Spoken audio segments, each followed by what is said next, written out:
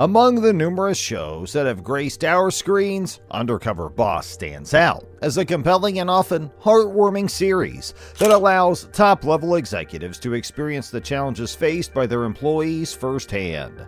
Today, we'll see the CEO make some tough decisions as he goes undercover to watch his employees work. Some employees don't do as well as they should, and the results are bad. Omar, one of the co-founders of College Hunks Hauling Junk, went undercover to find out more about a worrying report about one of their franchise owners, Steve. I would not treat my dog in the manner that your abusive, manic, psychotic husband treated myself. It was brought to their attention that Steve was being rude and mean to customers when he responded badly to bad reviews on social media.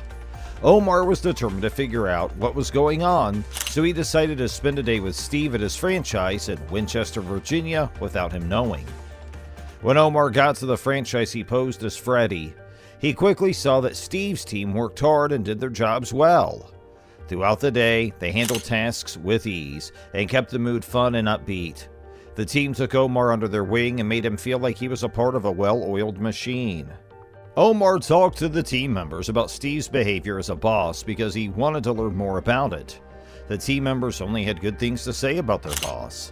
They said that Steve was a kind, committed person who always went above and beyond for his employees. The team had a lot of respect for him, and it was clear that they liked him a lot. After spending the day with Steve and his team, Omar decided to talk to Nick, who was also a co-founder of College Hunks Hauling Junk, about the problem. Omar came up with a plan when he saw that Steve's feelings sometimes got the best of him. They would spend $10,000 on a social media manager for Steve's franchise and help him improve his customer service skills by being his mentor. When Omar and Nick told Steve about the offer, they told him they were worried at first, but that they were pleasantly surprised by the good things they had found while working undercover. They saw how hard Steve worked and how good the people he chose for his team were. They were sorry for any confusion, and they really did want to help Steve grow and be successful. Omar and Nick gave a generous gift to Steve and his team as a surprise to show how much they cared. Each of the 24 employees would get a $5,000 tip, which would bring in an extra $120,000. This unexpected show of thanks and recognition was a result of Steve's leadership and his team's great work. Steve was so thankful that he couldn't find the words to say how much he appreciated the kind act. He promised to keep improving his customer service skills. He was happy to accept Omar and Nick's offer to be his mentor, and he felt better knowing that he could count on them for advice and help. The undercover mission not only showed why people were worried about Steve's behavior, but it also showed how dedicated and good Steve's franchise was. Steve's path to improvement and success was set in motion when he hired a social media manager, kept getting help from a mentor, and gave his staff a great tip. Randy DeWitt, who created Twin Peaks, decided to go undercover as Eric to find out how the restaurant worked and what problems the servers faced. I'm in Webster, Texas today, and I'm going to be learning how to be a server. We want them to be playful, energetic, attentive, knowledgeable. During his training, he met Marissa, a server who was known for swearing a lot and saying bad things about other restaurants. Randy didn't like how Marissa was acting, and he realized that the ranking system needed to be changed to protect the safety of the Twin Peaks girls and deal with rude customers. Randy talked to Marissa privately and told her that he was worried about how often she cursed. He said over and over that her language didn't fit the idea of a Twin Peaks girl. Randy gave Marissa a solution because he saw how hard she worked at her job. He said he would change how the rankings worked and told her to stop using bad words. He also offered her a large sum of money, $5,000, to get her to work with him. Marissa agreed to change her behavior because she understood Randy's intentions and knew how important it was to keep the restaurant's good name. She agreed that her bad language was a problem and said she was ready to work on it. Randy also talked about his original plan for the ranking system, saying that it was meant to give Twin Peaks girls like Marissa more power, but he agreed that the system was broken and needed to be fixed. Randy and Marissa both agreed that it was important to deal with the bad behavior and give the employees a more respectful and comfortable place to work. Marissa, I believe you care about doing the job right. You just have this one little thing. Randy and Marissa decided that they would work together to make Twin Peaks a good place to work by improving the ranking system and putting a stop to inappropriate behavior. Steve Newman, the CEO of Loman, decided to go undercover to meet Keisha, an employee who was known for not taking responsibility for her actions. Visual merchandising really did not exist at Loman's before I joined. Hi, Keisha. Hello, how are you today? Henry, nice to meet you. Nice to meet you. As a new employee, Newman went to work at a store in Washington, D.C., where he met Keisha, a supervisor in charge of visual merchandising. He said that he wasn't happy with how visual merchandising was done at Loman's and that he wanted to make changes. Keisha took charge right away and began telling Newman how to make the store look nice. Newman, on the other hand, noticed Keisha's bad mood and the lack of tools for visual merchandising. Even though she told him how to do it, Newman felt rushed and incompetent, and Keisha was already criticizing his work.